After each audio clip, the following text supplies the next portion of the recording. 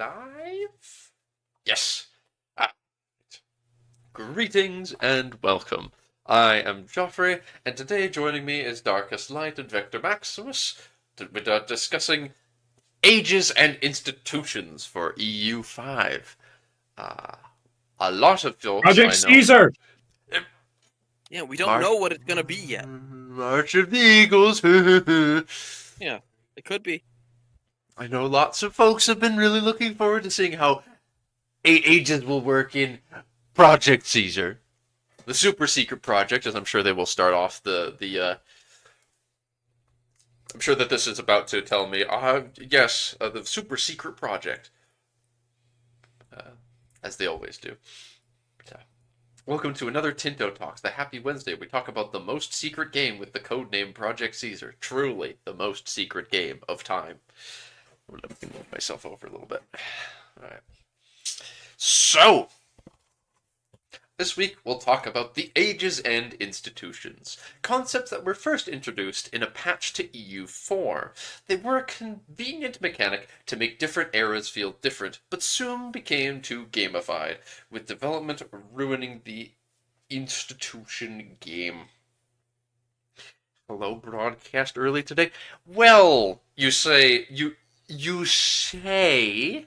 that it's early today, but it's very late because we didn't do it yesterday because, unfortunately, and it's going to have the same issue tomorrow because I work. My job starts on days that I work.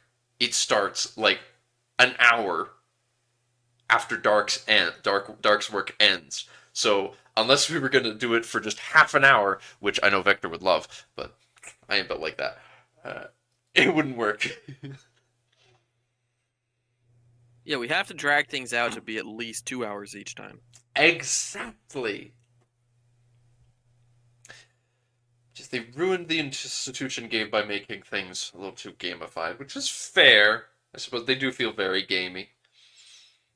And again, it's also usually very Eurocentric, but then you also have oddballs. Like sometimes you just have the Emperor of China, and it's like here you get a boost for being the Emperor of China and having lots of mandates. Like, okay, Age of Absolutism, go. You have 2 institutions spawning in Korea. Now that's just because of the mega. As bias, Korean bias in the mega campaign. Don't kill them, Dark. Don't kill them. You're not allowed to. Too bad. The Nations United will forbid you. If you think I wouldn't be Right. able to veto that, you're wrong, Marco. You don't see America? I should truly get a Canadian flag to just stick right there in the background, right in this space. Yeah. The fucking chair, the secret chair that you can't. Oh wait, you can see it now. No, it can't be seen. You're not allowed to see the secret chair. Too late, we have gazed behind the veil. No, you can't see it. That's where my half brother sits when he watches me play Escape the Backrooms. You're not allowed to know that chair is there. All right.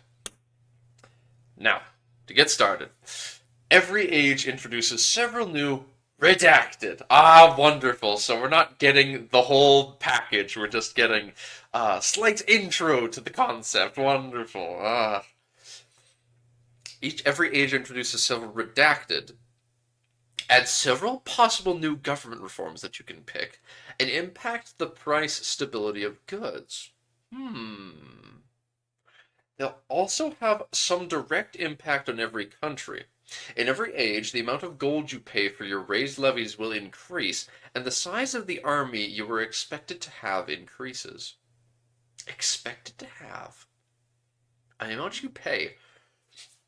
Does that apply to everyone? Everybody. Everyone, like, so Each age is global in the world. You get, but so my Blackfoot boys are gonna have to pay more for their levies. Yep, Cope Season Wild. Oh, I don't like that, man. I don't know. But I mean, that's how things work in EU4 anyway. So It's far from the worst. Every age of yep. Um, increase and the size of the army you're expected to have increases. Each age is global in the world, but its true impact is gradual. There is no special mana you gain through achieving goals that you can use to stack modifiers with. Good, good. Just roasting Splendor from EU4. Yes. I. Yep. Really don't like. I'm so glad that we're moving away from stacking modifiers. So incredibly glad. Only for the professional armies, I guess. I see. Oh, yes. All right. Here's some image of examples. So we have, yes, the Age of Traditions, Yes. which gives you the institution of feudalism, and that spawned in Aachen, which is interesting.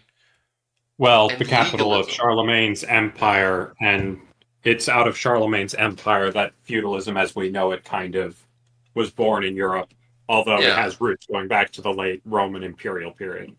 that's fair. That's fair. I can agree with that. That makes a lot of sense. Uh, but this is very interesting to me because it gives you feudalism, which spawns in Aachen, legalism, which spawns in Rome, and meritocracy, which spawns in Beijing. All of And those are they've very already said interesting that, things. they've already said that meritocracy's spawn location might be changed to like Cheyenne, the ancient capital of China um, instead of Beijing. That would make more sense. Yes. But Insert important Chinese city other than Beijing. I don't think Beijing was that big Mhm. a deal at this point. Um, but meritocracy and legalism, all three of those, I imagine, already exist. I highly doubt any of those are going to be invented post game start. Any of those three, though there is some Yes, little they all start. They all wheel. start, but I don't think they start embraced by every single country on the map. So Yeah, this yeah. country you are looking at has embraced feudalism and legalism. It has not embraced meritocracy, which makes Hence the sense. wheel. Hence the wheel. That way you can see either what percentage of your population, it has spread to or has knowledge of that institution, or some other way of measuring the cost of or your progress towards being able to adopt it. Gamal, I love that. You're saying that Johann refers to it as Charlemagne's Roman Empire. Fantastic. Yes. It's Your Charlemagne's new Roman Empire. Roman Empire. Yes. We shall reorganize the Carolingian Empire, the Carolingian, the Frankish Kingdom. state, the Frankish kingdom shall be reorganized into the second Roman Empire. Yes. No, no, no. It's not. It's still the first one because the Pope legally declares Charlemagne the Roman Emperor. All right. You're right. You're right. It's still the first Roman Empire. Translatio in theory. Um, so this is probably just some Western European country, just for the by default, I imagine. But it is very interesting that we do have because there's the ones that don't even exist and you'd have no progress towards. They're all grayed out and they've got this I little do wheel find icon it in the middle. interesting. I do find it interesting that it says age tradition ended on May 1337. So I wonder if that means we are spawning right into the age of Renaissance, I or would if not they've be just triggered surprised. that, You see or the if it's little only a few years in, or what have you. you see the little blue mark at the top of the Age of Renaissance. That's probably how long it has left. Yeah, I bet like once it goes all the way around, that's when the age will have run its course. And over the course of that, we will cause these different these different institutions to tick off. I'm so curious to see what the map is going to look like for what places at Game Start will have the different ones. I want to know how much of the world has meritocracy spreading from China, and how much of the world will have the feudalism and legalism that have spread from Europe. Will China Well, the good already news have is feudalism and legalism, Well, the will it good news only is have that meritocracy? there is no dev bombing up institutions. They only travel by trade. So Well, it's a good thing because I mean you don't have spam click of spam all of your dev, make some place in West Africa into the most developed place in the old world, so that you can have the Renaissance and stuff spawn yeah, it'd be there. really annoying because I'd be playing Japan, and you have all these costs to annex your fellow daimyos either as Ashikaga or as a daimyo, and you still have to. So you fall back on tech because of that. And then if you want to get institutions, you got to waste even more of your dev points. And I have more than a few. I have more than a few complaints for institutions as implemented in EU4. But this will mean that theoretically you won't be able to do any sort. You won't be able to get it unnaturally quick. I wonder what the strategy will be as a place that doesn't have them. Is there because they're probably not.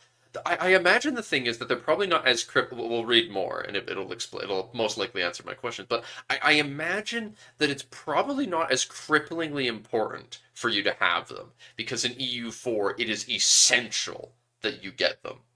Is you get the institutions, and you need to just dev up to get them if you don't, because that's how important that cost is to get them. But something tells me that it's not going to be as essential for you to have discovered Renaissance as Japan for a while. Um, but I do like, yeah. So I do like, again, like, because it's always there's always been lots of the whole Mayoin taxes that Johann brings along, and the idea of the legalism and meritocracy being new things. Those are both in Mayoin taxes, I'm pretty Meritocracy sure. is legalism is not. Oh, Meritocracy is straight from Meiyuan taxes. yes. And it being in just China and not the West is also straight from Meiyuan taxes. Banking is from Meiyuan taxes, also Yes. in Age of I Renaissance. thought I remembered that. I'm surprised. The one thing that they didn't pull from Mayu in taxes is that the printing press institution already exists in China, if my memory is right. I don't I remember don't think that. that's a thing. I'm pretty sure you Well, it might was be thinking about the fact that meritocracy exists. well, it's either that or China instantly gets to adopt printing press because they didn't have movable typeface, but they had printing press like Ah, technology that they that use. that would be fair. I could see that. Um, oh, New World as an institution is interesting. I wonder what that does for you. Huh. Hmm.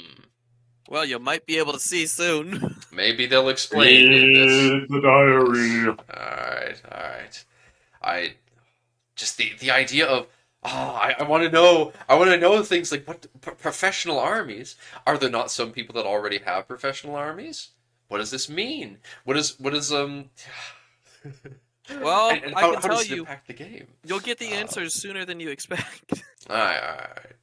I'm very curious. That one of the main things I will preface before we move along is that I'm very curious how China having this extra institution, and it's quite possible, based on legalism and feudalism, how fundamental those may well already be in China. I would not be surprised at all if China starts with all three of those first ones, and as a result, China has the leg up early game in regards to something, whatever these do precisely, and that's very interesting to me. Now, to continue along. Ages of tradition have passed, and we have just entered the Age of Renaissance here. Each age also has three institutions that will spawn. Each will unlock Redacted and spread across the world. Hmm. Well, they're not explaining that, at least. Redacted. We have designed the institution spawns to be more rigid for the first ages, but more flexible in later ages, to guide the game in certain directions. For those of you who dislike the dynamic spawning of institutions, you can put it in historical mode, and it will spawn in the same location every time. Perhaps there's a way that you can allow the New World institution to spawn just randomly, for example, and have people in West Africa wanting to follow the or do Mansa Musa's father thing, because Mansa Musa's not around yet. That could be interesting. What? The Mansa Musa's dad. He sailed to he sailed to the New World. That wasn't his yeah. dad. That was the previous Mansa, for whom Mansa Musa was the regent. Yeah, also Mansa Musa actually is around. He actually dies, I believe, during the starting year 1337. Oh, he is. This is when he was alive. Oh, Well, it's about to be just as he's Huh. dying, though. interesting. I thought he was around after. But that this. means that the Mali Empire is at its apex, so it's time to get broken up into squabbling kids. Time to fight. Time to very very quickly execute some kids. I think is the correct answer. Yeah, Mansa Musa on his deathbed's like, kill everybody except my primary heir. Show me all of the children. I must see their stat blocks. Most humane Islamic succession. Oh, I'm gonna be I'm sure that will be very interesting playing as the Mali and trying to have things collapse in the least bad way possible. We designed the institution. Yep. There are only two options for this rule at the moment: dynamic and historical. Okay, I would have They've liked already for... added more. They've already added some more. Oh, all right. Because in the comment in another post, yeah. Based on the way that this is spoken about, it makes it sound like there is only like the first ones always spawn in the same spot, and then the later ones are dynamic. But it's I love this has opened up the idea of let them all be dynamic, because EU4 kind of does that with the colonialism institution being possible to spawn in Asia. It just doesn't usually. But yes. The spread takes time, and it can only be spread through adjacent locations or across a single sea lane, unless you have trade routes from a market center that has embraced it. The speed it spreads is also impacted with the literacy of the population. If you've embraced an institution, then it will spread in proportion to your control in your own locations. Very interesting. That is a lot of very dynamic and interesting ways to cause it to spread. That will mean that institutions won't spread very fast at all over the steppe, despite the fact that they are it's such large regions owned by the same country a lot of the time, and a lot of the locations are very big as well. So theoretically, you would see very fast spread over such a region. However, because literacy and trade is so important for it, it's going to be very slow over that. It would probably spread over the Silk Road way faster than that, for example, I'd imagine. And things will spread from, across Genoese and Venetian trade routes a lot as well, I imagine. Brazil is the true successor of the Roman Empire. It was the last surviving Latin empire in the world. Fair point. When an institution is spread to more than 10% of the population in your country, you can embrace it, meaning you will get access to the redacted it will give you. The redacted. So many redacted. And I can't tell how many of them are the same. They're probably all the same thing, though. All the redacteds in the same Probably. thing, yeah. Unlocking new redacted and spread across the world, yeah.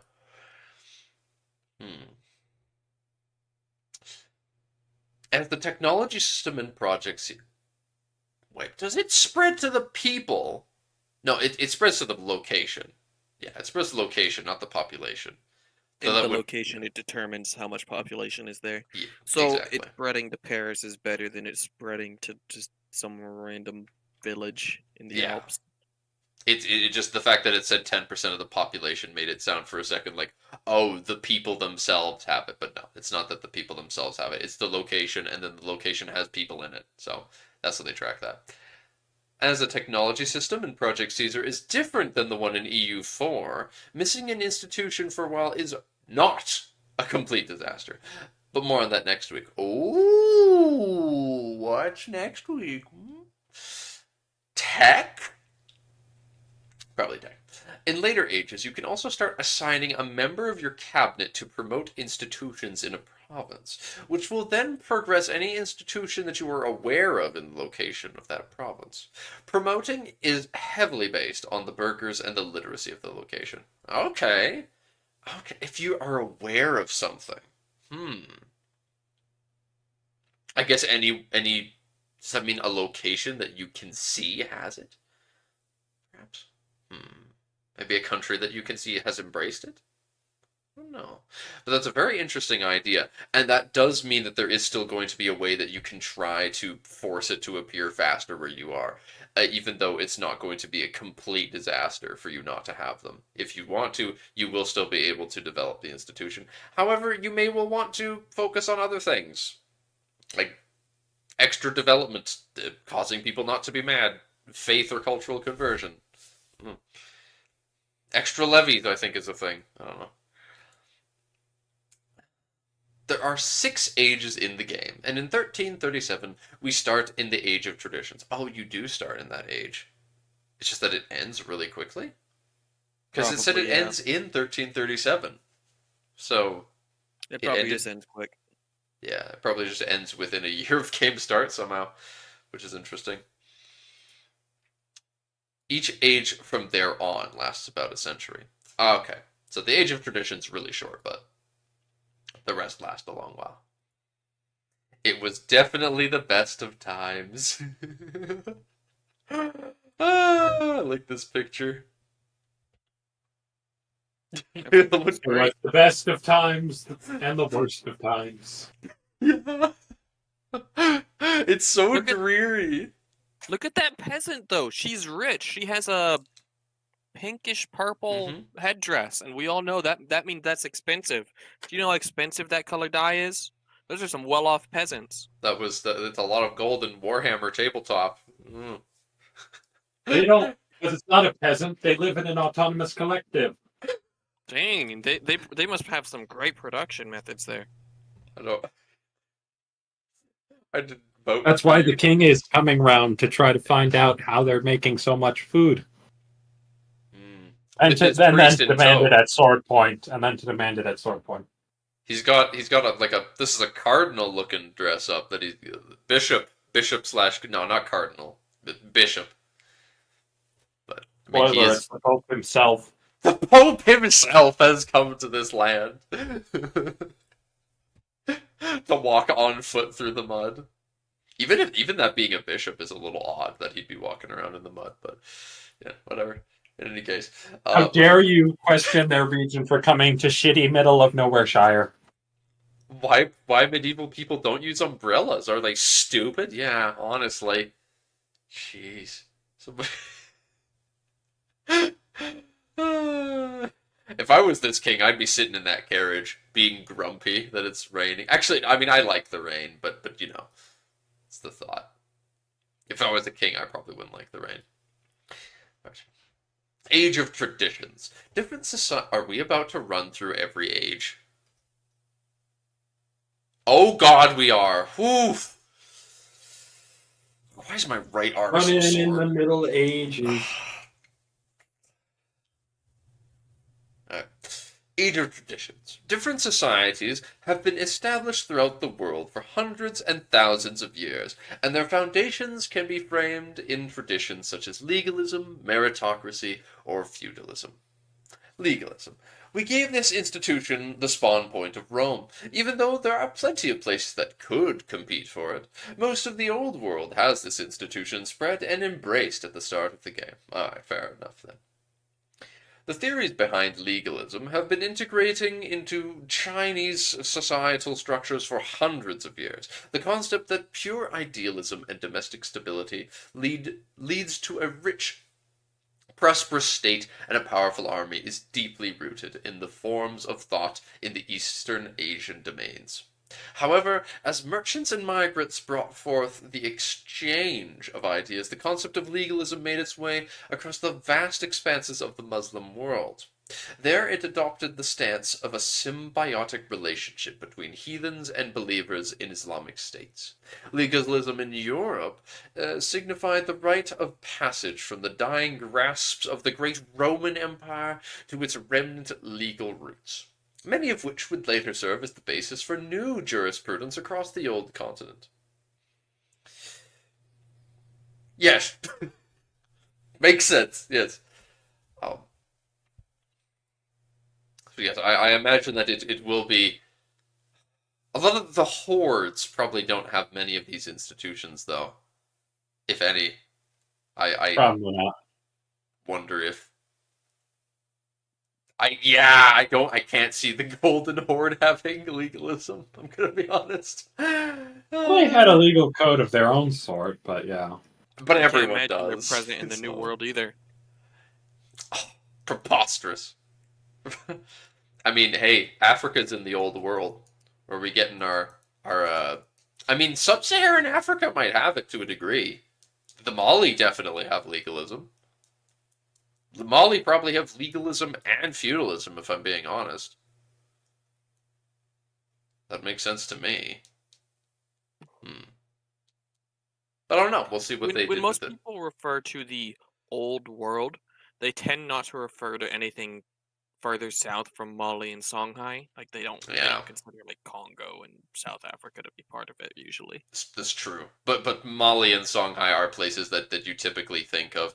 I mean, as being a lot those larger realms in at larger, more centralized realms in West Africa are places that you would imagine as having legalism and feudalism. They as the Muslims brought those ideas with them through trade, which, funnily enough, is how they represent institutions being spread. So, neat. Meritocracy. This is the birthplace of Beijing at the start of the game. Has only spread through East Asia. All right. Many individuals of great prestige and in positions of power often choose to appoint those closest to them in influential spots. The advent of meritocracy as an institution and a thought movement was largely popular in the courts of imperial China. There, Confucius himself supported the notion that those who govern should do so on the basis of merit, not of inherited status.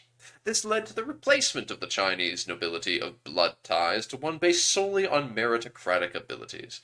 This institution's development would ripple across and beyond the borders of Asia, and would eventually reach the royal courts of even European monarchs, whose nobles had a firm grasp on the mechanisms of power and authority. And feudalism. This has its birthplace in Aachen, the capital of the Roman Empire under Charlemagne. What a wonderful way to describe it, as you said, Vector. It has spread in most of the Old World as well. Over time, most societies develop a need for a common structure with stronger and more permanent institutions of government. After the fall of the Roman Empire, this need came to be filled by a number of institutions and customs that, taken together, are often considered to be a part of the European feudal system. For similar reasons, permanent government and societal systems have formed it all over the world, some of which have roots that go back farther than feudalism itself. So, perhaps then. Oh, and that's the image for feudalism, then, I suppose. No, that's the image for Age of Renaissance. Oh. Each age has its own. Yes, that's right.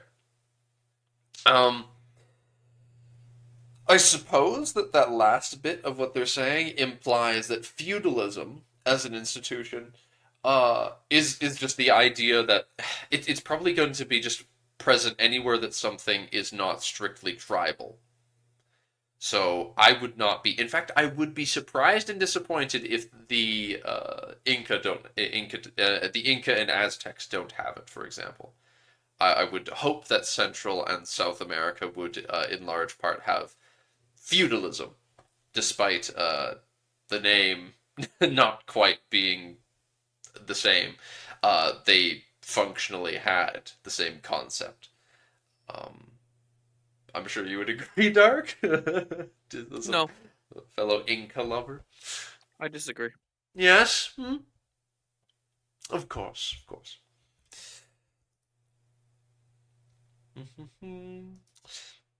Age of Renaissance. A new era of knowledge, arts, and progress is emerging due to growing interactions and institutions in the medieval societies affected by Pax Mongolica, the Islamic Golden Age, and the European Renaissance.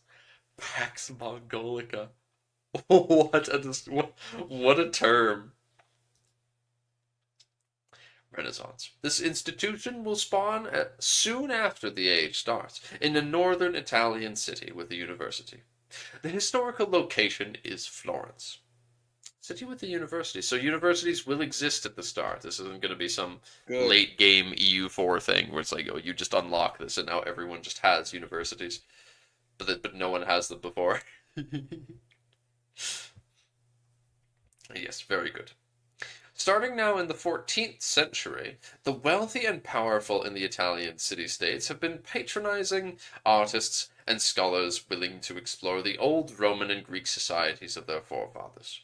As a cultural movement, the Renaissance already encompasses most of the region and has a profound impact on the literature, art, philosophy, and music. Humanist scholars are also analyzing the society in which they live, comparing it to the ideals of the classical philosophers. Renaissance humanism has grown into a more mature movement, ready to permeate all aspects of society. A new ideal for rulers as well as those who are ruled is spreading as quickly as the early printers can distribute copies of these new ideas. A true Renaissance humanist is an expert on everything from politics and philosophy to art, textual analysis, music, and architecture. The Renaissance is now ready to reshape the world to better fit its classical ideals. Very, very well put. I really like that description of it. It makes me very excited to see it, and I want to know what all the impacts are. They're giving us all of these things, but they're not telling us what they do strictly. What do you mean? They told us that it's redacted. They give you redacted, yeah. Banking can spawn in any town or city with more than 1,000 burghers in Europe, North Africa, or the Middle East. No! No, let it spawn in Asia or in West Africa as well. We need to make banking in Mali. I mean, maybe they'll have allowed it with the different rules. We'll see. I'm curious. Money lending has existed since metal-based coins appeared in antiquity. However, it depended on some individuals and their family groupings or on the ancient states. A shift occurred in the Middle Ages, encouraged by the renewed growth of long-range commercial activities on the Eurasian continent and its peripheries. Specialized moneylenders began to organize when Jewish communities started operating between the Christian and Islamic worlds. However, the boom of credit demand that followed the Crusades in the 12th century encouraged merchants from the Italian city-states to create larger structures for lending money, effectively founding the first banking institutions, such as the Peruzzi and Bardi houses. More instruments were developed, like bills of exchange and debt bonds, and banking dynasties, such as the Medici, Fugger, that's what it was. The Medici, Fugger, and Welser soon became as powerful as estates. I'm sure that banking's impact on the game will quite simply be that the banking families come into existence. Whereas until that happens, or until you've embraced that institution, you won't be able to lend from these. You won't have this option for money lending. You will just have to lend from your estates or other nations. Currency. Cash money. Professional armies. This can spawn in any location in Europe which has some manpower produced, where the owner has a quality societal value. The historical location is Paris, however. Armies have existed since war was invented, many thousands of years ago. However, their form has changed over the centuries, and different types of recruitment and organization have developed in different cultures and periods. In the late Middle Ages, armies in a wide range of societies relied on levies based on the structures of a feudal society, with knights and footmen forming a corps that was levied seasonally. In some regions, however, states were powerful enough to finance standing armies with professional soldiers who would be available for duty throughout the year. The system was also developed in Europe after the outbreak of the Hundred Years' War, being one of the main changes that promoted a military revolution in the early modern age, increasing the size and quality of professional armies while finding new sources of revenue to finance them. Soon became one of the main challenges for rulers around the world. Arms race. Yay. And now we're... This looks like a nice place to add to the Spanish Empire. That's a very nice picture. I'm really enjoying the Art. the art for the different ages. Yes. Art. All right, Seal. Good, you understood. I'm glad you understood my seal speech. Age of Discovery. Whoa! This is 3 ages in now, huh? Age of Discovery. Oh, that's what you start in EU4. Crazy stuff, guys. At the dawn of the early modern era, continents are being mapped while feudal society is slowly giving way to centralized states. For an enterprising state, this age can see the foundations of a worldwide empire.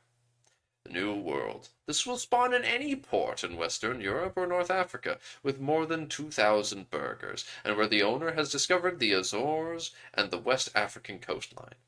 The historical location is Sevilla. Interesting. The Azores and West African coastline. But how do you go about doing that? How can I, as Portugal, make this happen? The discovery of the New World has heralded a new era not only for the colonizers and the colonized, but it has also led to the spread of materials and techniques, as well as a realization of the vastness of the globe. As animals, crop types, silver, and diseases spread across the Atlantic, the first steps have been taken towards a truly global economy. With foreign lands and people being mapped and documented, ideas as well as religious and philosophical debate are increasingly being colored by what we have found in overseas societies. Great minds feel the need to question what was once truth, and from Valladolid, yes, never knew how to pronounce that person's name, to I never heard this name, Fatapur Sikri. The nature of the world is now up for debate. I'm seeing more and more. It always requires burgers. Lots of burgers, and the number of burgers increases as the eras go along. Printing press can spawn in any location with more than 2,000 burgers, where the owner produces more than 5 paper and has an outward societal value. So it does not need to be in Europe. After it seems like past New World, the institutions are going to start to become more out there. So you could totally establish this in some random place if you manage to get enough burgers and produce enough paper. Probably won't be easy though. The ability to mass produce the written word would revolutionize the spread of information in many ways early modern society as a whole. Pioneered by Renaissance men such as the Venetian printer Aldus Manutius, the new art helped fuel the Renaissance by making the translated classics more widely available. Later, the Reformation benefited greatly from the ability to spread critical publications and translations of the Holy Scriptures. Now that printing has matured as a technique and spread throughout Europe, hundreds of thousands of copies of everything from religious and political pamphlets to scientific treatises and instructions on how to behave are circulating the continent. With print shops growing ever more commonplace, rulers have found it hard to contain the new techniques, as the comparatively easy means of production means censorship can be sidestepped by moving businesses across a border, or even just changing the name on a title page. Yes. It becomes more difficult for the absolute monarchs to manage that. Though this is before absolute monarchs started to really take shape, I suppose. Pike and Absolutism was not a thing. they work around the proper censorship stuff later than the printing press. Yes. pike and shot. This spawns in a location which has some manpower produced where the owner has professional armies and more than 20 army tradition. Oh, and land societal values. And have the gunpowder technology. That's a lot of different things. Very interesting indeed. Gunpowder technology, land values, 20 army tradition, professional armies institution. It's a tech tree. I'm betting. Well, we better fucking have a tech tree. Ugh. I mean, like a tree, not just a line. Yeah, I know. An actual tree. We better have a goddamn tech tree. Please. Please. Even Imperator had one. Wasn't a great one, but it had one. Just because... ugh. I wish CK3 had one too. A new type of warfare a new type of warfare began to develop at the end of the 15th century, in the midst of the Italian Wars. The generalization of pikemen in the late Middle Ages as an alternative to men-at-arms who could successfully face heavy cavalry charges was accompanied by the development of portable firearms, mainly matchlock arquebusiers and muskets. The soldiers now adopt a new formation, in which the pikemen form a square, where the arquebusiers fan out to the sides and the front, and seek cover behind or inside the square in case the formation enters close combat. This new type of formation, called pike and shot, was favored by German Landsknechts and the Spanish tercios, and was soon adopted by other armies, reigning supreme on European battlefields for nearly 2 centuries, until superseded in the early 18th century by line infantry formations, armed with new flintlock muskets mounting bayonets. And with that, we arrive at the Age of Reformation. Oh boy. I didn't quite read. I don't remember what the 3 things that the institutions this age has. So yes, we have a heretic trying to defend his heresy. Yeah, like the bias that this heretic is trying to defend his heresy. This is coming from a Swedish company. This is weird. They're in Barcelona now. True, honestly. I love this True, guy. he is just a heretic. Look at this dude. Smirk. He's having a good time. Yes. It's laugh at the heretic day. You got this dude leaning over. All these arms waving up. I love all the colorful robes, though. These are some really nice outfits. It's very, very nice artwork, honestly. I want this man's drip. I want this man's cloak and sash. This little hat. Nice stuff. Yes. In Barcelona now, it's Catholic 1984 again. The Barcelona, the Catalans are watching every post they make. If they didn't call him a heretic here, they'd have people knocking on their door. The Age of Reformation. East to west, this is the age of religious conviction.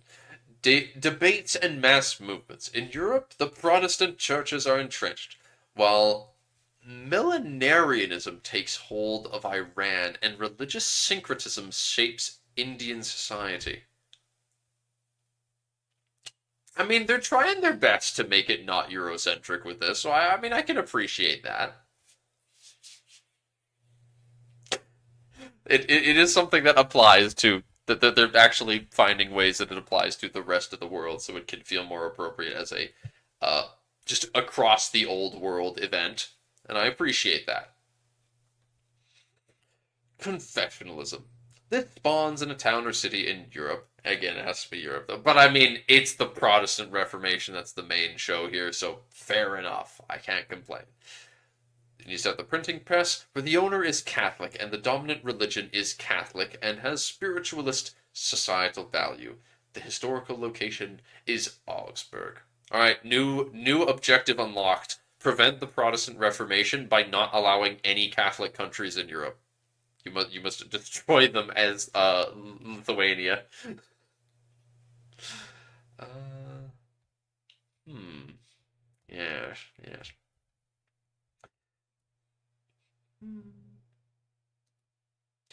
Catholicism has been regarded as a unitary entity for a long time, but the advent of various Protestant faiths has put an end to that. With the rise of a myriad of different interpretations of what the faith should be, Christianity is all but united. What? Christianity is all but it's everything except united. Yeah. But Yeah, it's a bit of a clunky way of explaining it. All but Christianity is all but united makes it sound like they're saying that it's on the cusp of unity. We're so close. We're so close. We're so close. But where before any deviance from the church could be easily labeled as a heretic, now the lines creating the differences have become blurrier at least. As such, there has been an increasing interest, both for the religious and secular authorities alike, to clearly define the shapes of their specific confessions, enforcing their particular rules and views on all aspects of faith and life. This allows them a more firm grip on the faith of their populations, but also increases the differentiation and thus animosity with all other confessions. I don't really know how this applies to the rest of the world, is the thing. I don't know how you get this as a concept where... I guess, like, I can see it, I just don't think that it doesn't really sound like something that happened. I don't think that Europe having its own... I don't think that this caused worldwide changes where everyone is suddenly like, I don't know, we need to re-examine our faiths. I don't think that the Muslim world was suddenly because of the Protestant Reformation. As a Catholic who sees this buffing Catholics, I agree.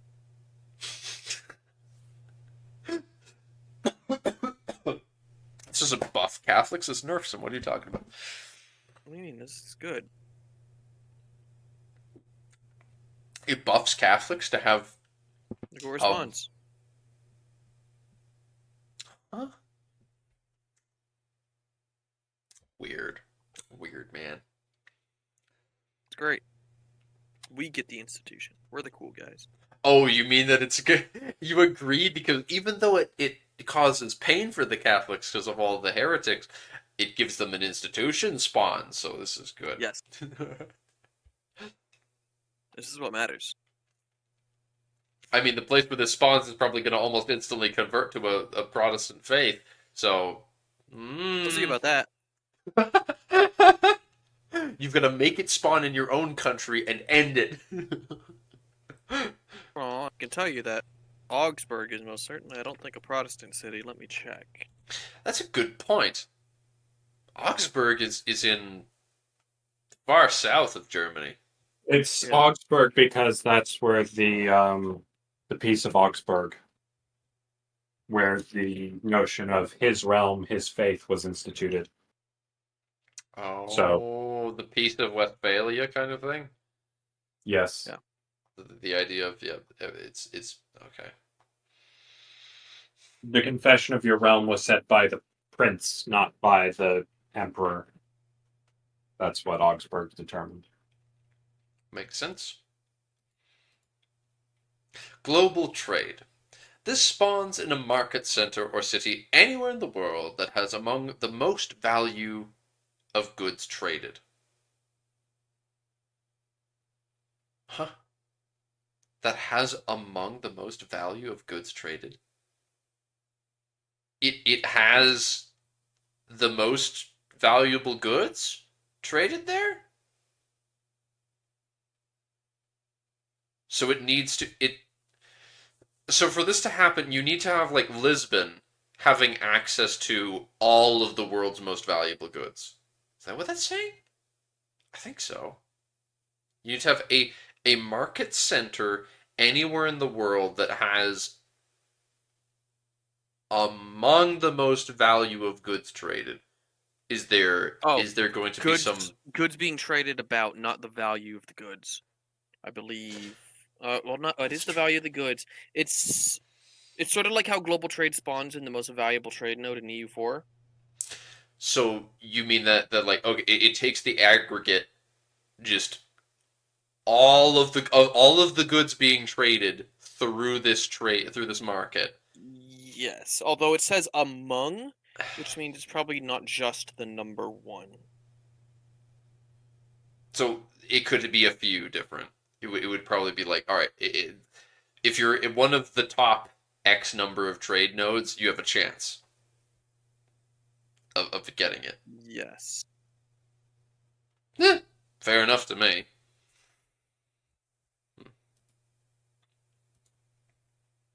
Goods have been moved across continents since antiquity, but where this was previously limited to a set number of routes and goods along goods such as the manufactured goods of India and China finding their way across the Indian Ocean and along the Silk Road, all trade is now increasingly becoming part of a greater world network.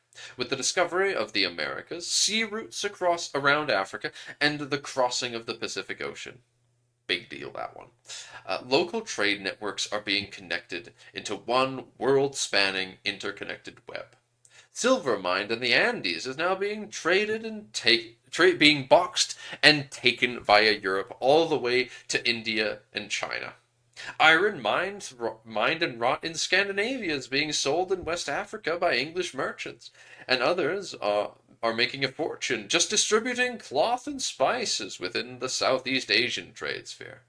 Local Indian merchants are investing in future European trade ventures. It may still be early to speak of a truly global economy, but surely the first seeds have been sown. Hence the institution being born, as it slowly becomes all encompassing. Artillery is an interesting one. Oh, Big gun. L'état c'est moi. I like that. I do like this quote. Yes. L'état c'est moi. Artillery. This will spawn in any city in the world that has a gunsmith and a metal workshop, and where the owner has a offensive societal value. The historical location is Constantinople. What a surprise there! Huh? What Break country? down the walls. So, what country owning Constantinople might have had a particularly offensive and artillery-focused style of warfare, such that has a meme-like status. The invention of gunpowder in Song, China, led to the development of a new device that would employ its firepower in warfare: the artillery. Although it spread throughout Eurasia in the 13th century, its use as a common weapon system did not happen until the 15th century, as improvements in cannon length and gunpowder recipe made artillery much more powerful, now posing a threat to stone-built castles and fortifications. The most common in Europe.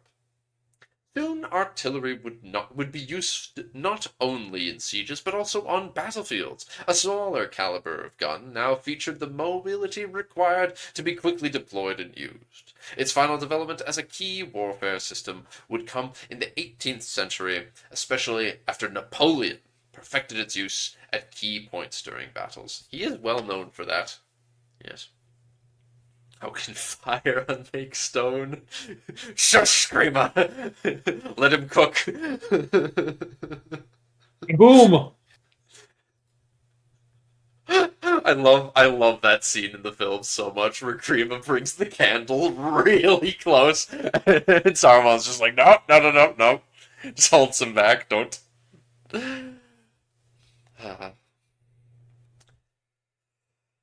And here is good old Louis representing the age of absolutism.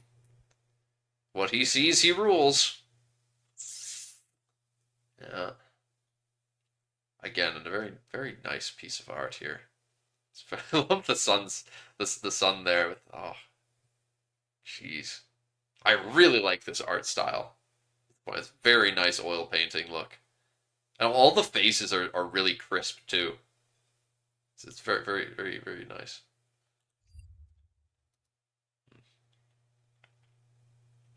Also, the framing is nice, but I won't go on an artistic rant right now about the painting of Louis. I'm just reading the rest of this. Got a lot to go through still. Age of absolutism.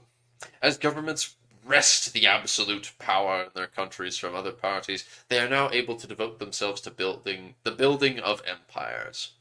This is the age of the state, of rulers and their armies. Manufactories. This will spawn in any location with more than 100 building levels. Building levels. And at least 20k burgers.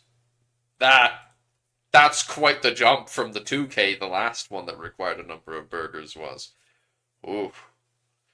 100 building levels. Very curious. And where the owner has a capital economy, societal value. The historical location is Derby. Oh, okay, fair enough. It's the Brits. Well, a number of technical innovations during the course of the 16th and 17th centuries have increased the output of production for some products, such as iron or cloth, to an extent. The biggest improvement in the field of production has come in the new forms of organization. By creating manufactories often outside the city limits, merchant capitalists can both bypass the ancient guild laws that inhibit mass production and pioneer ways to increase production through the organization and specialization of labor in one place. The forerunners of the latter industrialization were able to increase output by facilitating access to raw materials and mass organization of labor, rather than by expensive new machinery. This is in itself a huge change of the often heavily regulated methods of old. However, and together with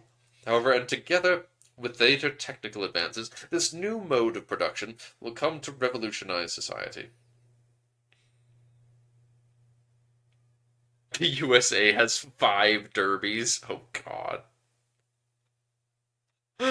I wonder how many derbies there are in Canada. The scientific revolution. This spawns in a location with a university and a high average literacy. What does that mean? What is high? What is high literacy? Well, the owner has a number. More Like than one? 15%. That sounds high. At The owner least 5. An innovative societal value. Gosh, I'm so curious about these societal values. I want to see more of them and more of the things that affect them. No? Yeah. Where? For sure. One of the earliest dev diaries. They didn't show every single one of them. They just talked about, like, they were like, here's land versus naval and quality versus quantity. That was all that they had talked about. They keep mentioning more. They showed us quite a chunky list. Like serfdom versus free peasantry and all that. Okay, that too. Okay, you're cooking somewhere with that. Could try to find it. Scientific revolution. Yep, I started that. Societal value, Cambridge. It is clear that the world is smaller now than ever before.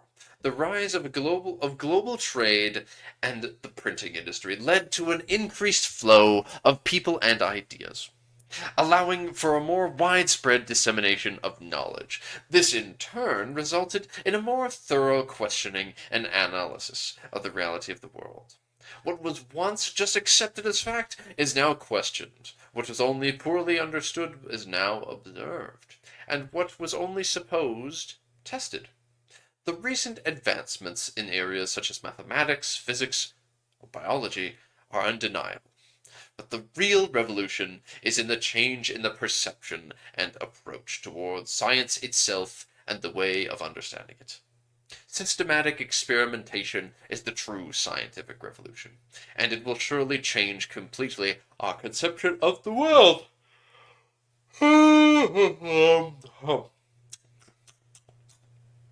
Yum. military Hey, revolution. Military revolution.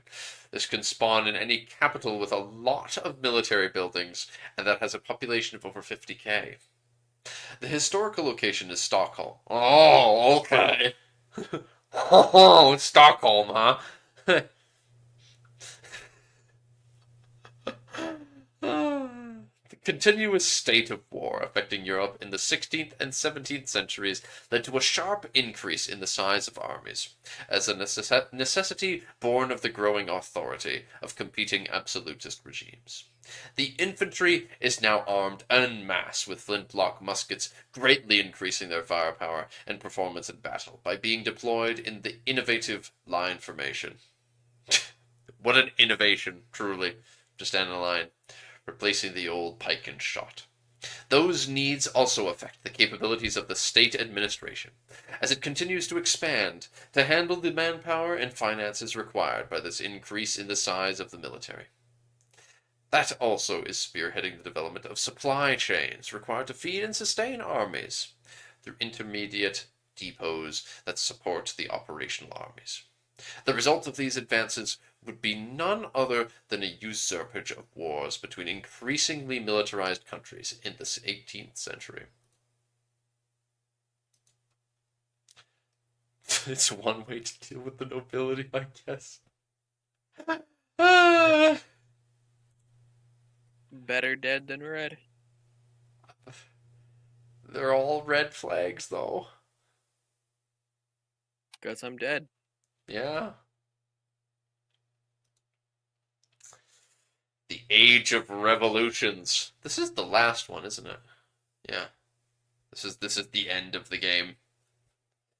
The questioning of rights, authority, and the world itself during the Enlightenment has led to the rejection of the ancient regime, as absolutism gives way to revolution kingdoms. To revolution, kingdoms may have to make place for republics. Enlightenment.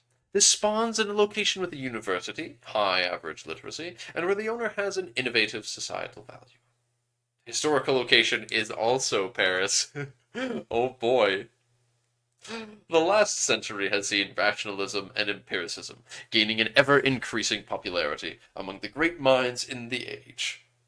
In letters, publications, and coffee houses, kings, scientists, philosophers, and litterateurs are discussing the merits of tolerance, the scientific method, and the spreading of the ideals of the Enlightenment to all of humanity.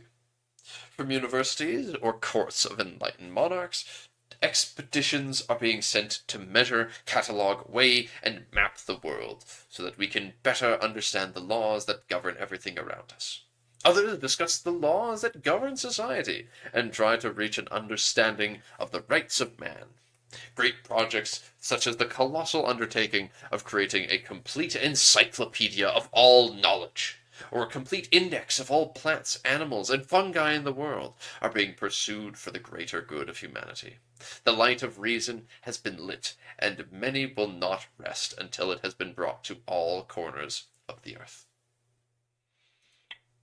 Here we finally take manufactures to its natural conclusion.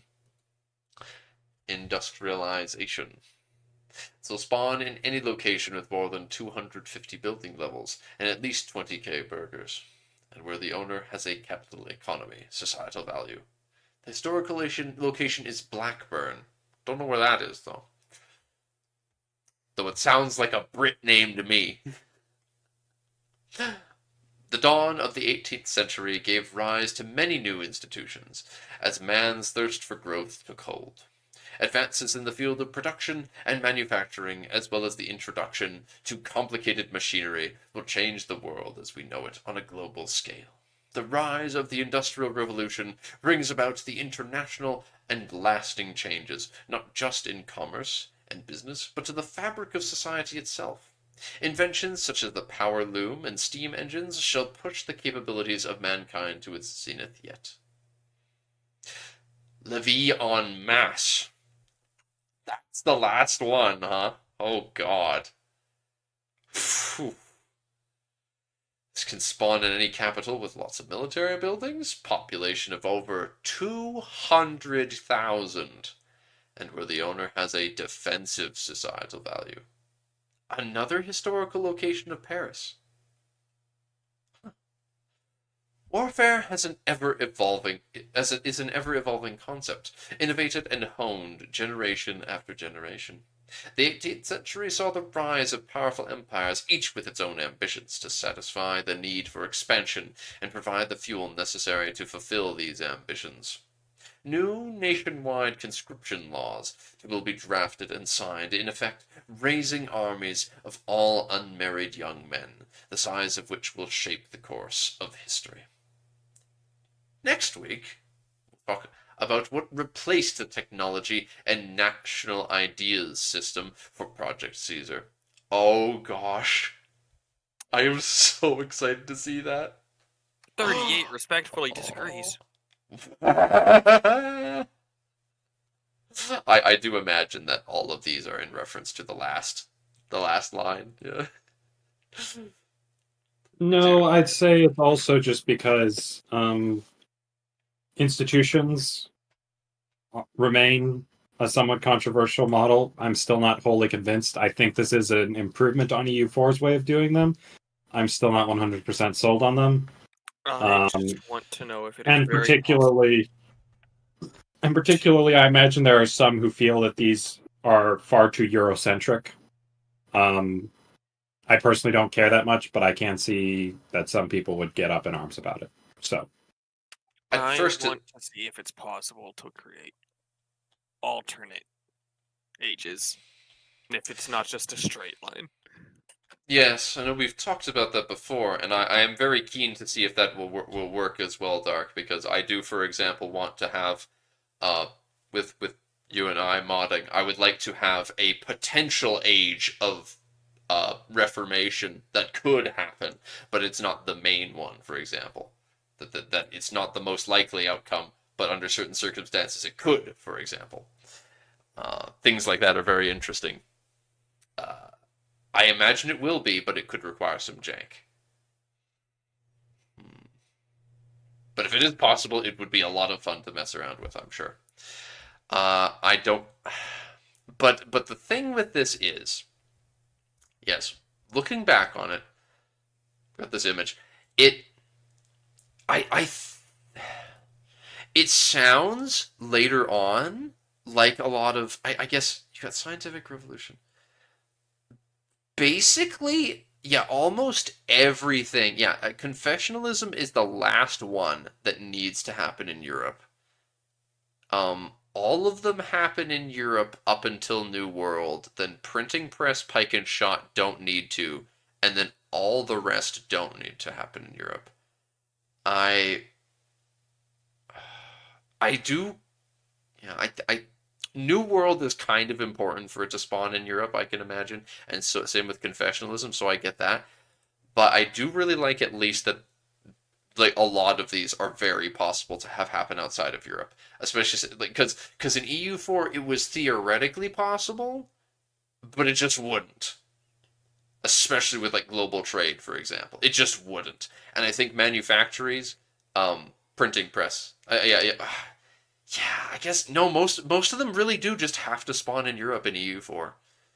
There's some of them that just give you hope, but they won't. But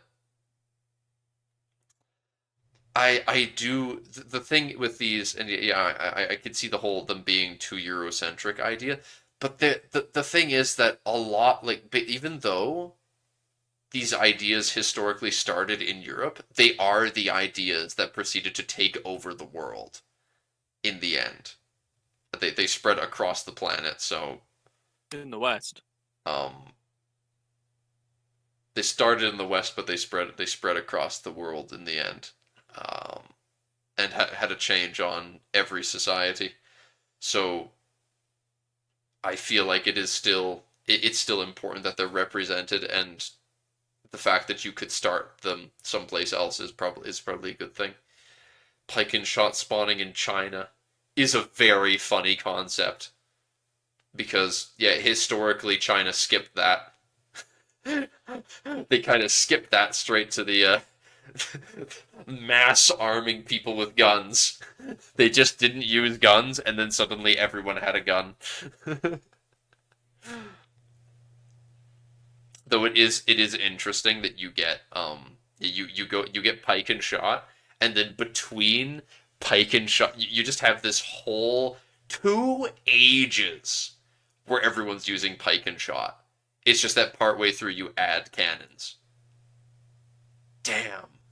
That is crazy for me to think. The Age of Reformation is the mid game. That's the mid game that starts in. It starts at the mid game. Same with artillery. Artillery just doesn't exist as like a main component of battle until the mid game. Wow. Yeah, well, yeah, China invented gunpowder, but they weren't having everyone using guns. China just didn't really have gunpowder weapons for the most part. They had some, but they were very unconventional. Hmm.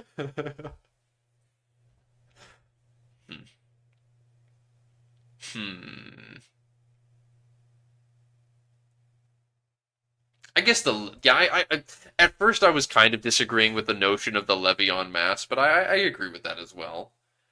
But when it comes to the idea of just like the Enlightenment, which is a very European concept, it's just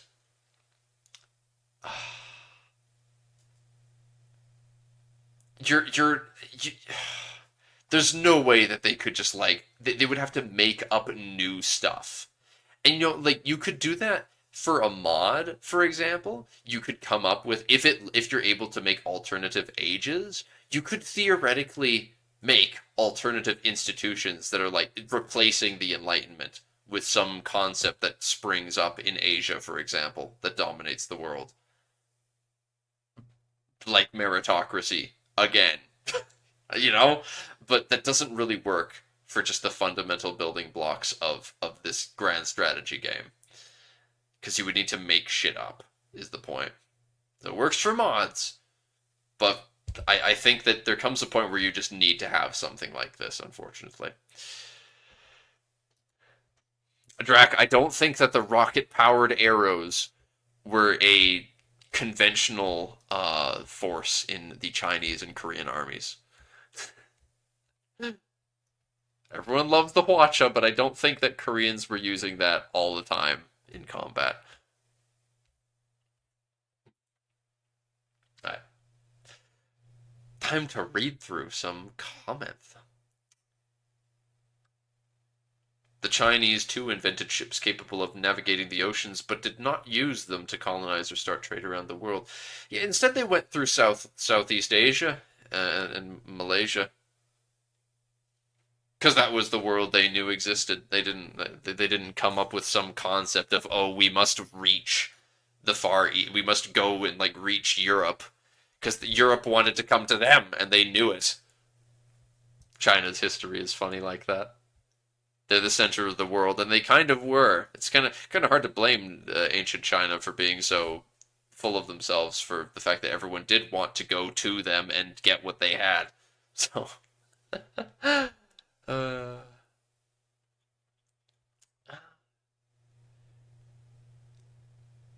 yeah, the first two ages are kind of rigid. Number of institution per age 3 is flexible with modding. Nice, nice. You can adjust it. It's not. Hopefully the UI can account for that without it looking too ugly. If you want to add more, though. But this is good. This is good. I am pleased.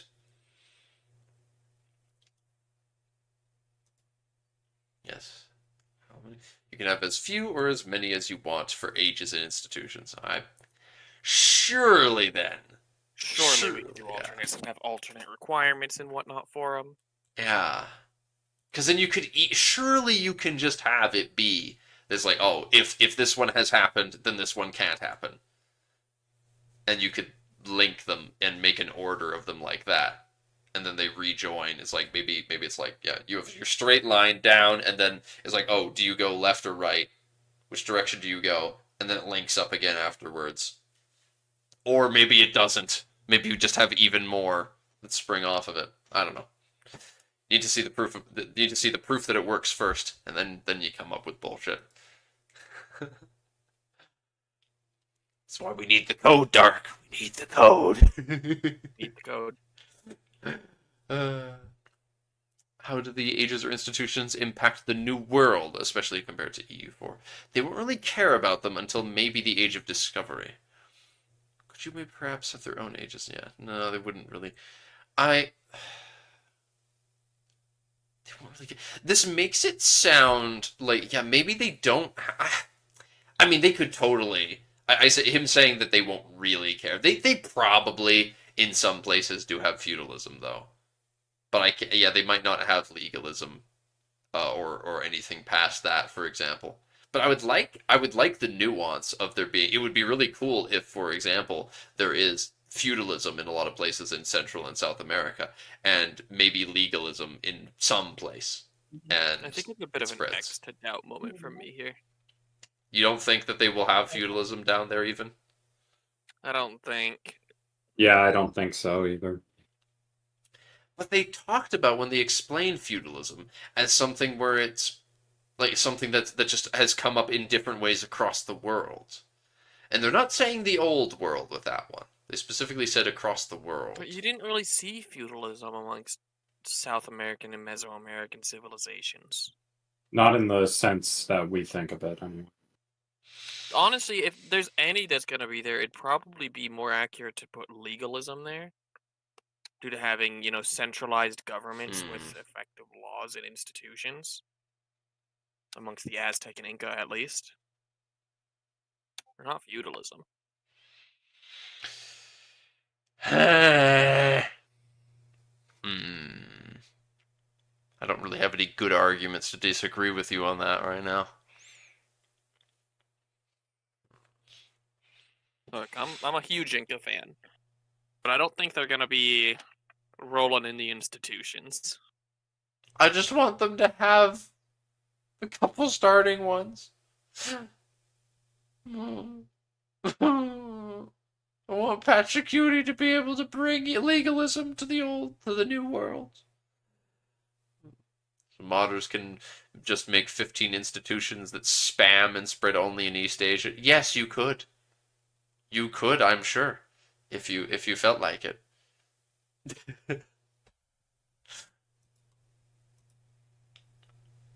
But it's probably more complicated because in EU4, institutions don't do much other than tech. But in EU5, it looks like they're going to have quite a large effect on gameplay.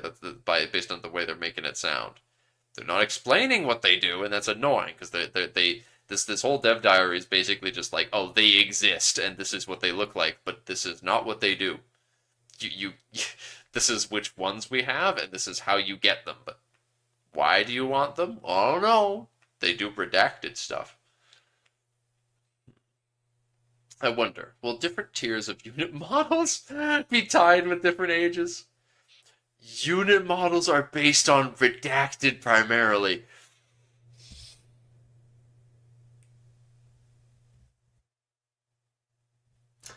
What?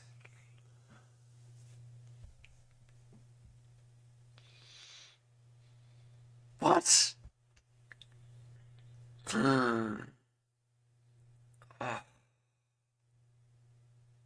I guess it's got to be some type of unit type.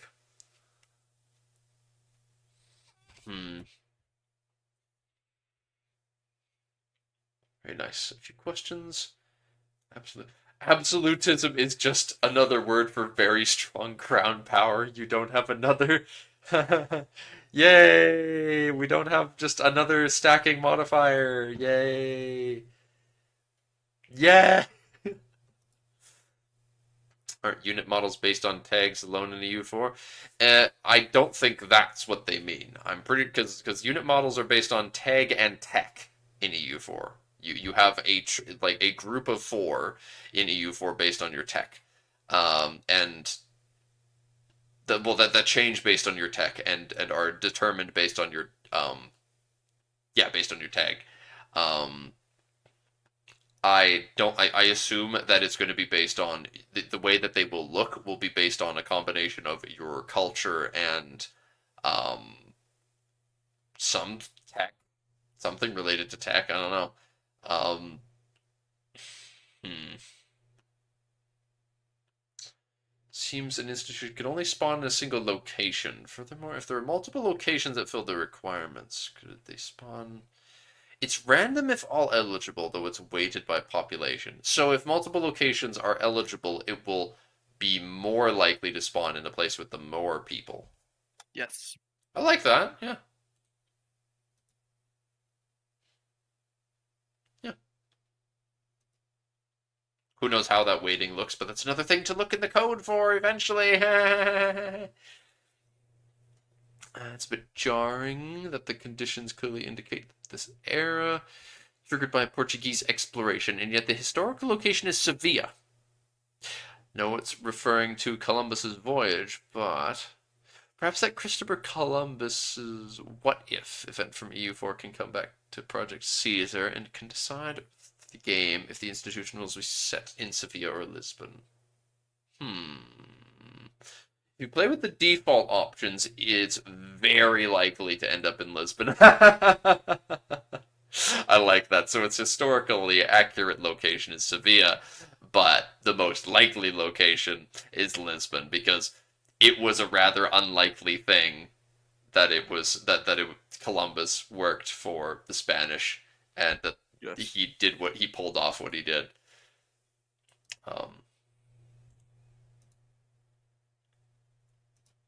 What happens if historical spawning is on and the original location for an institution does not meet the requirements? It will always spawn in the historical location then. Alright. Informative. Good. Thank you. The world does not get any institutions until the colonizers visit them. Yes, they have no need for them either, though. Yeah, because they haven't... Well, I guess... Okay. It doesn't sound like institutions have an effect on tech. So you theoretically, how would they hamper their tech? They need to do something that hampers Native American and just New World tech in general. No idea, because we don't know how tech works, and we won't until Yeah. next week. We'll talk about that next week. Yes. But I definitely agree that they won't need the institutions yet until they meet the colonizers because they won't be involved in that arms race for tech for not tech. They won't be involved in that arms race for those concepts that affect your governments.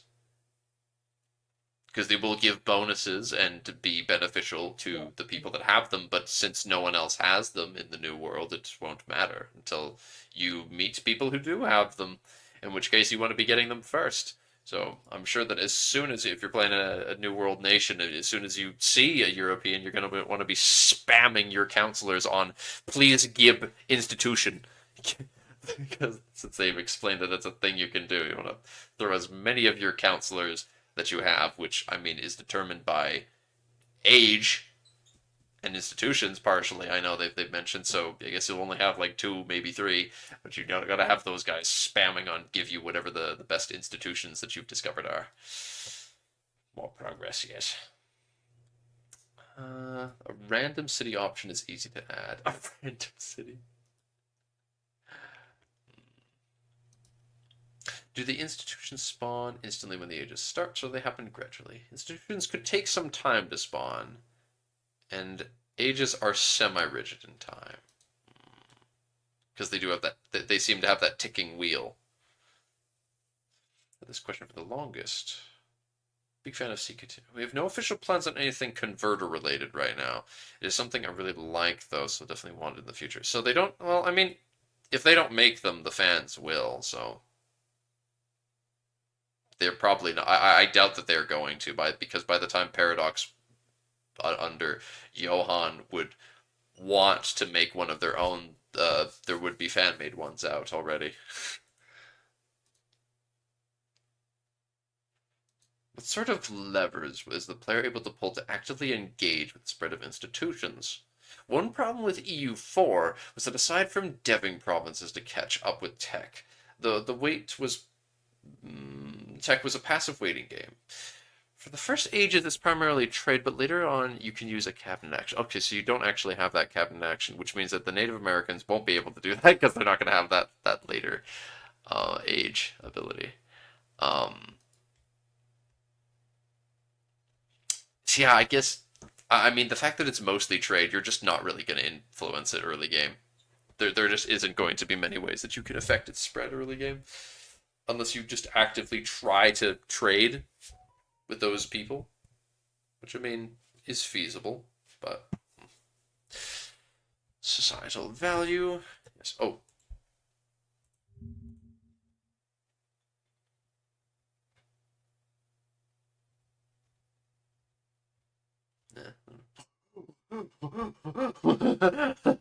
What have I found here?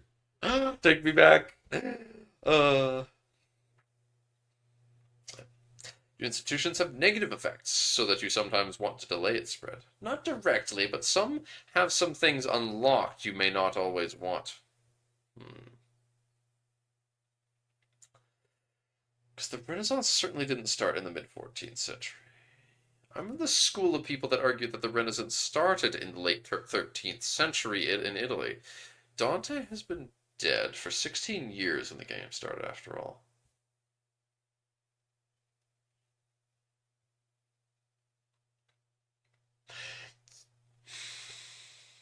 With the fact that, yeah, because the idea is that it can start. Like, it started. That doesn't mean it's in full swing. Yeah. That's fair. Yeah. So I agree. Big question. The Reformation is pretty much guaranteed to happen. Like, no! Respectfully disagree. No! I want to be able to avoid it. Reformation and Enlightenment. It's an interesting idea, the concept of stopping the Reformation and Enlightenment. Pretty much guaranteed. That's not 100%. We're gonna stop it, boys. Catholic world will remain forever.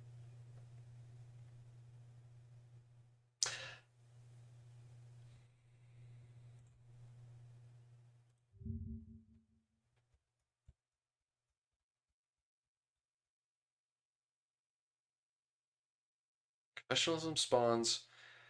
You need to have printing press, the owner is Catholic, and the dominant religion is Catholic. It has a spiritualist societal value. I don't think the Reformation doesn't spawn where confessionalism is, because it says the historical location is Augsburg. You're right. That's if they would pick any historical location for the Reformation to spawn, it'd be where the 95 Theses were, which was not Augsburg. Very true. They were done in Wittenberg. Well, the Enlightenment, which is in Saxony. Okay, that makes a lot more sense. Yeah, Wittenberg, of course, Saxony. That makes a lot of sense, actually. Well, we'll have to see eventually what the requirements for that spawning are. But the Enlightenment spawns in a location, okay, university, high literacy, and innovative societal value. Yes. So it's always going to spawn in me, because you know I love innovation. It's true. It's true. That does not sound like something you could stop easy.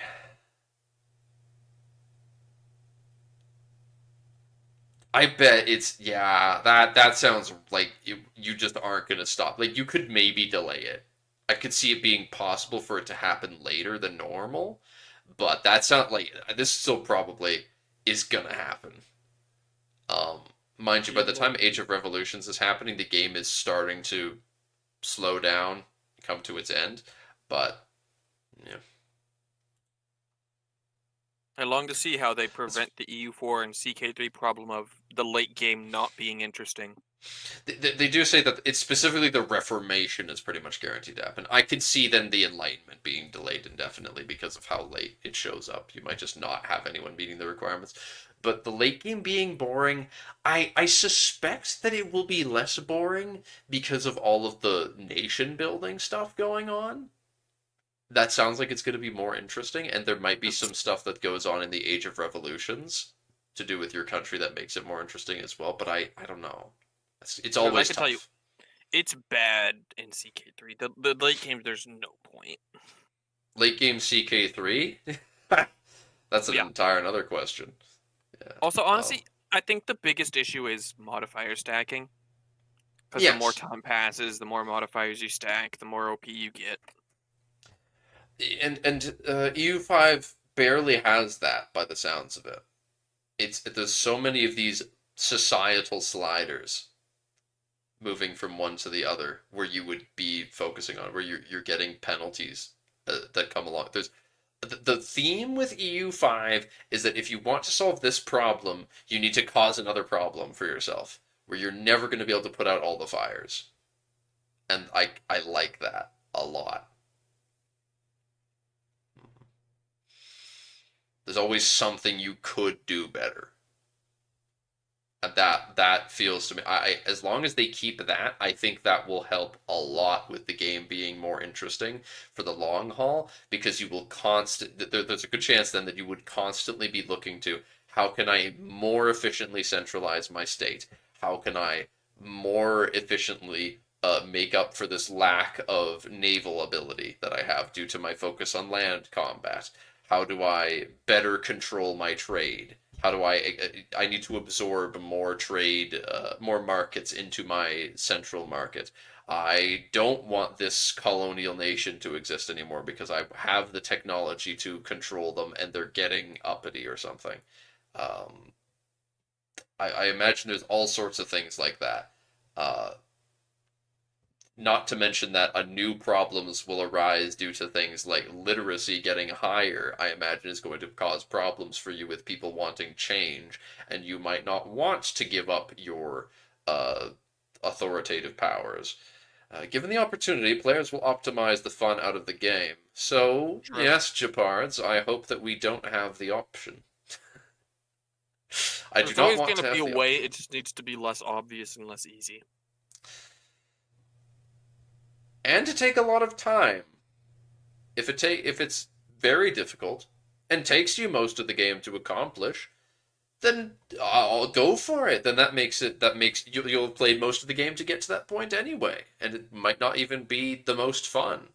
You might have a better time just not doing that. In fact, you probably will, because it's only kind of fun to optimize stuff in EU4. So if you make it a little more tedious and require you jumping through more hoops and doing a ton of the whole, again, putting out more fires, you have this problem, so you need to stop that problem, and the fact that you were trying to solve that problem is starting another fire here. And that's I've why got I good feeling. prefer. That's why I prefer multiplayer in EU4, because it's so much more interesting when you're up against people that can actually compete. I've got I've got hopes. I've got hopes for this game. I've got a very good feeling about this game, and I definitely want to see when it comes out. I'm sure that as long as the multiplayer optimization is good, that the gameplay would be really interesting as well. By the way, the official feedback from the France region has been posted. 144 new locations in France. Holy. That is Wow, a lot. that's a lot less than I thought. Aha. This guy. Listen to this guy. Listen to this I guy. expected at least 2,000. I'm so convinced.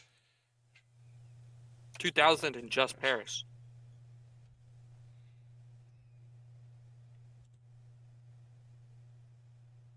Yeah, it sucks to find old threads. Yep. It's very well organized.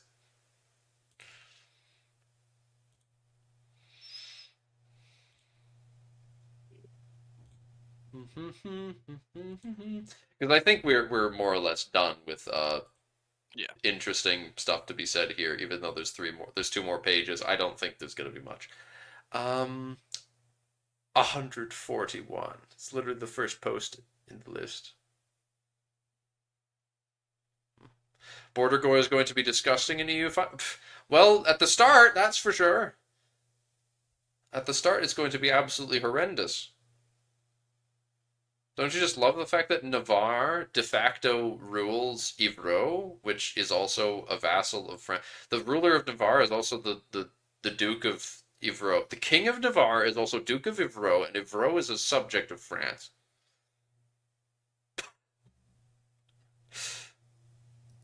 Yeah, the changes are in a new thread. Oh. Oh. It's in the newest thread. France feedback. Thank you. This is good. Some quick. Oh. Some quick changes from feedback on institutions. Oh. All right. Yeah, this is that one's very brief. I'll look at it first then, just to skip through it. New prerequisites for many institutions. So you've got like random city. It will spawn in a random city. That seems a little more random than I anticipated, but it must be a random city that meets the requirements. That would be good. A simple game rule for those who think the game is more challenging and fun if it spawns in Cuzco and professional armies in Zazao. No, it will not block achievements around rounds. Nice. Also go to a system where any locations which could have been a birthplace for an institution now get a natural increase. Okay. Okay, yeah. So see possible spawns in my test games for professional armies. Okay. So Paris, Lisbon, Bilbao, and Westminster are all places that could have spawned it but didn't. I like this a lot. That is very cool. I actually, that is such a simple thing, but I love that idea because then it can spawn someplace. But then you have like if you come up like if you meet the requirements and you're someplace on the other side of the map that could meet those requirements, you can still get progress towards it naturally with to show the idea that you are just as capable of having it the notion appear there as well. That's really good. And the, I love this. Effort spawn in Paris looks like for Lisbon getting to every month. Yeah. Lisbon, land area, movement cost, average satisfaction, port. Good port. Basically go up in development gate. Oh, could have spawned it. Yeah. Alright. And embracing institutions now costs some stability. Needs to log off to be apparent. Yeah. Embracing professional armies cost us 300 gold and 63.5 stability due to only 20% of the population having been exposed to it. That's nasty. Some stability, you say? 63! The conservatives are right. If you want a stable country, never change. I guess. Wow. You know what would be neat? Imagine if having over 50% of your country having an institution, but you haven't embraced it, giving you a natural decrease in stability. Because most of your country has it, but you haven't embraced it anyway. Oh, yeah, comments about Eurocentrism. Institutions are there to change the power over time to Europe, using your foreknowledge to assume the impact of institutions are the same. Yes, they are not going to be the same. They have made that very clear, that institutions do not function the same. So, dev responses on the feedback. Imagine a player using the HRE to spread border gore everywhere. I kind of hope there's a way that I can, as the HRE, spread and make border gore even worse by expanding it. Yeah, that sounds like fun to me. I am a horrible person. List of changes. Yes, 141. Oh boy.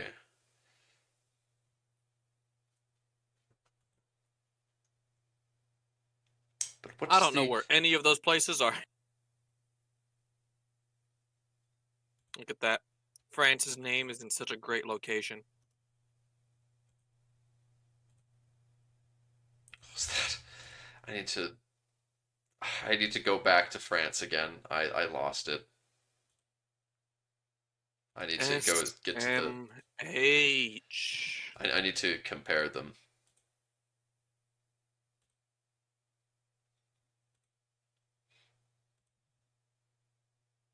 There we go. France. Well, France was split in two before. Anjou lost some land. Ivro looks a little nicer. You can see its name. England's name shows up in its entirely on this. Is it the rule settings they changed or something? I don't know what they did, but for some reason England's showing up there and its name entirely instead of Eng. Weird, very weird. But France's name in Kingdom of this is no, this is worse now because it's saying Kingdom of France down here. No.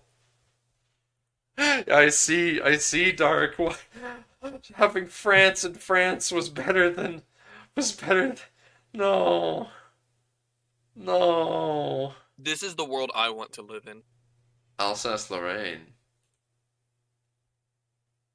Bar didn't change. Lorraine is connected now. Metz got worse. Metz got even worse. You see, there's Metz now. Over here. And now it's in 4. Normandy also significantly got better, and Alençon just got destroyed. Holy shit! It got broken up into more. Alençon. No, I don't think those are new ones. Yeah, those aren't new ones. Blois got bigger. Ivro got bigger, actually. In some places and lost. It lost a little bit there, and then Ivro was a little chunkier here. Those epic Navarre buffs. Yeah.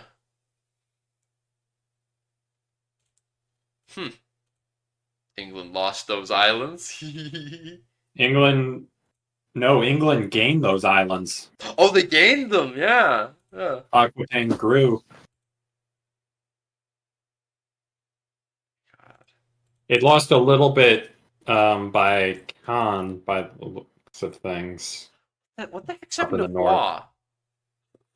Foix down here? They've now got this sticking off of them now.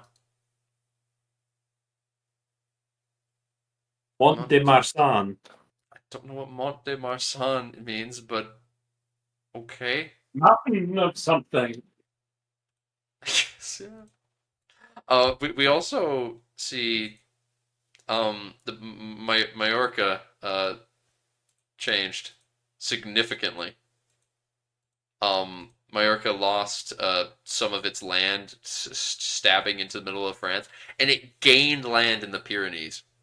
It goes right up to Andorra now.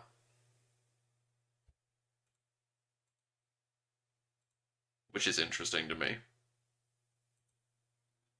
Ferrete? It's just a new. They added a new prince. There's a new Prince Ferrete. They took a bunch of. Oh, did they take some of Austria's land and make... No, but Austria's still there. They probably didn't make that into an Austrian... No, it's not... Maybe it's just a member of the Habsburg family that rules that. They talk about that in the change log. It's ruled in personal union with Austria. Oh, it's a PU, and because PUs don't show the same color, usually at least. Yeah. Mm-hmm. Oh, that's right, because the PUs in France itself doesn't have any PUs with any of its subjects. It's just that Normandy Maine and Anjou are held in yes. personal union by the Dauphin. Who is a subject. All three of them are subjects, so they're all just colored the same, regardless. Yeah.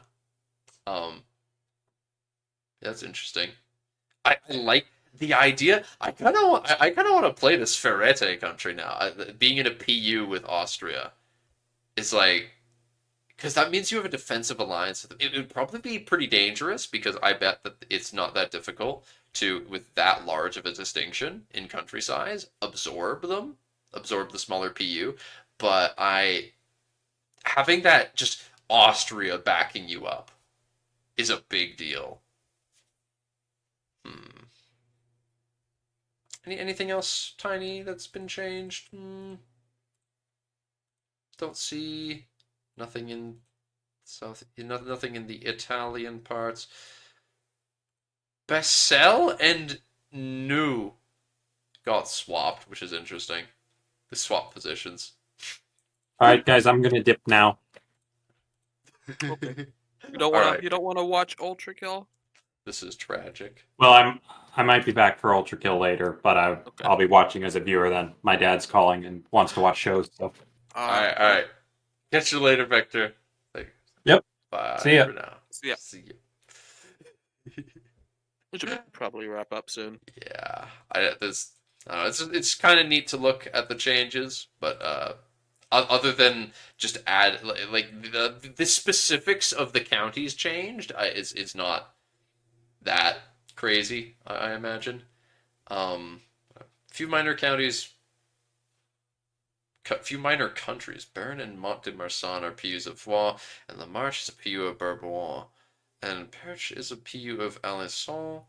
And apart from that, the ruler of Ferrete and Purt is Joanna of Purt, spouse and consort of the Duke Albrecht of Austria. So she's married to him. I see. There are also a few meaningful changes in the shape of some countries, of which those. But yeah, La Marche is new. New locations.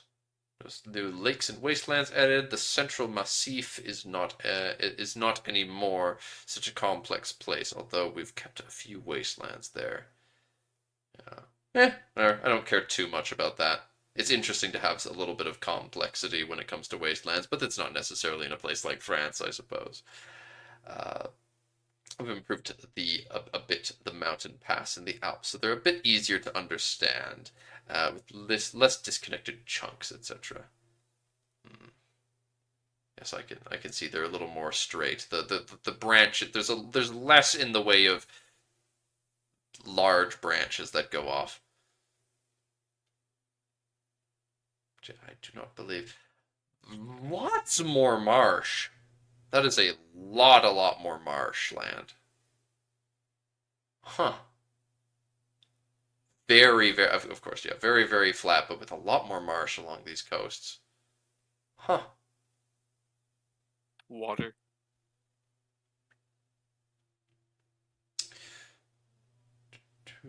Marshlands. Oh, cultures. I kind of do want to see the feedback on the cultures, though. Yeah. No, not many changes here. Sure, an upgraded distribution of the cultures after new provinces were added. For this reason, there's no need to repost the religious map. I'm letting you know one thing. Adding a few Cathars to the region. Yes! No, please, you're supposed to show me that. Okay, it's not fully ready. All right. As we need to gather some additional data. I'll share it with you as soon. Oh, yes, please! Oh, that's going to be so great.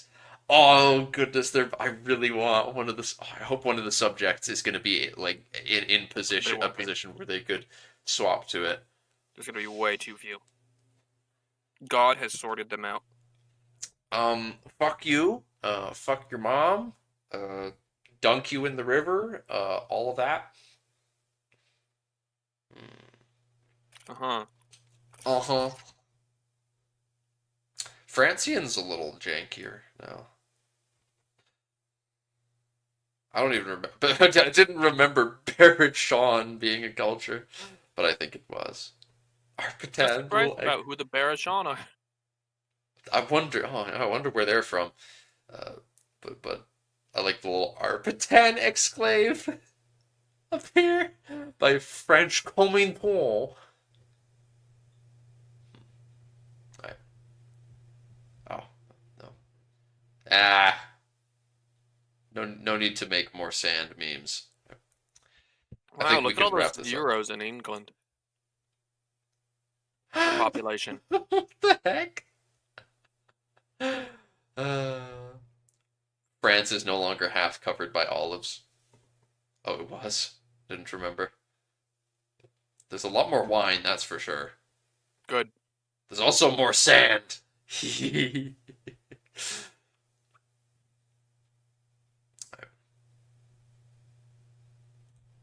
But with that, we can end things here. Yawn. Alright. Now it is time. I thank you all for watching. And I hope to see you next time. I don't know when exactly that's going to be, because I'm not going to be able to make the Tinto Maps map talk thingy tomorrow due to Dark and I's work schedules not gelling well. Maybe Sunday. Because, No, please tell me there we wasn't might- more. yeah, and it was Nemcraft. Not Nemcraft. It was fucking Nemcraft. Not him. It was 12 new messages. Mexico and who else is not playing? Tartary. Oh, that's right, it's his birthday. Oh. I can't blame him for it. Well, Like you yeah, said, that. used once a year. I mean, but if we played and had like Franco sub for him, ooh, that would change everything. Drac would be very sad. Oh. Alright. But I haven't ended the stream yet, so alright. So things are looking up for Sunday, viewers. Things are looking up for Sunday, I guess. Alright.